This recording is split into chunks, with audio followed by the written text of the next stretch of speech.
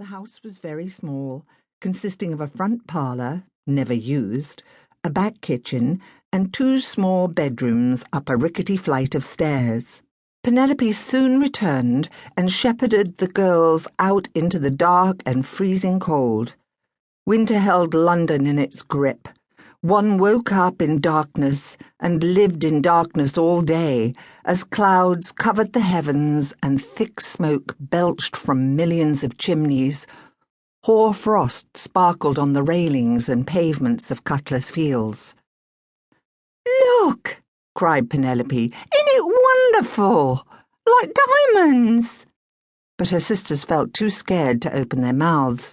Their home was not yet far enough behind them. "Come along, duckies, cheer up," said Penelope, putting an arm around each shawled shoulder and doing a little dance with her old cracked boots on the frosty pavement. "Tell you what, I'll sing you a song I heard." Releasing the girl's shoulders, she struck an attitude and started to sing in a voice as clear as a lark. "She was poor, but she was honest, victim of the squire's whim. First he loved her, then he left her, and she lost her honest name."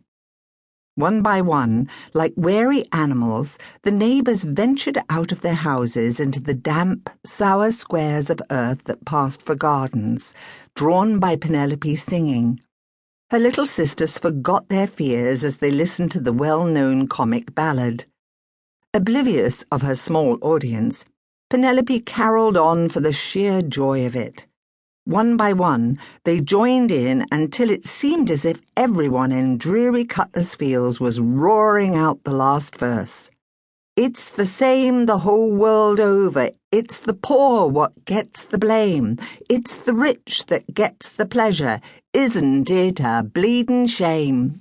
There was a spattering of applause, and Penelope grinned and swirled her dirty patched skirts in a curtsy. "You ought to be on the stage," wheezed old Mrs. Jenkins, nearly falling on her face as she tried to lean on her non-existent gate, forgetting in the glory of the moment that her husband had sold it to the scrap dealer only the week before. "Lovely, your voice is, lovely." "Here, Pennylope," called Mr. Barker, the rag-and-bone man. "Here's yesterday's paper, and in it they says something about wanting Lewis girls." "Have a look at it," begged Mrs. Tyson, a thin, anemic housewife carrying her 14th offspring in her shawl. "You could be a Lewis girl, Pen, you really could."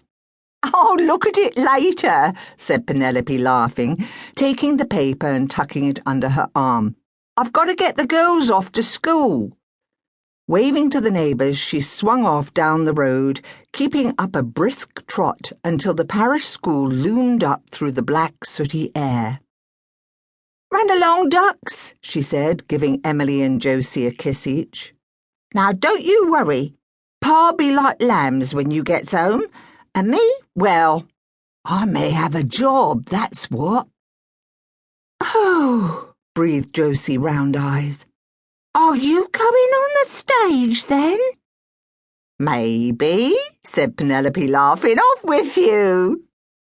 She waited until the 2 girls had been swallowed up in the darkness of the school entrance and turned around and ran home, dancing and skipping through the cold air.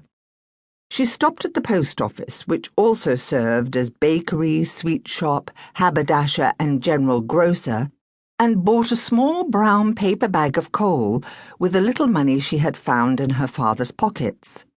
Penelope decided to treat herself to a fire, just a little one. She would save the rest of the coal to warm the girls when they came home from school.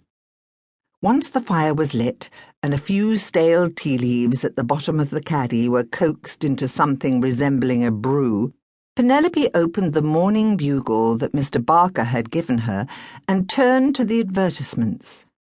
There it was, in a neat box, all on its own.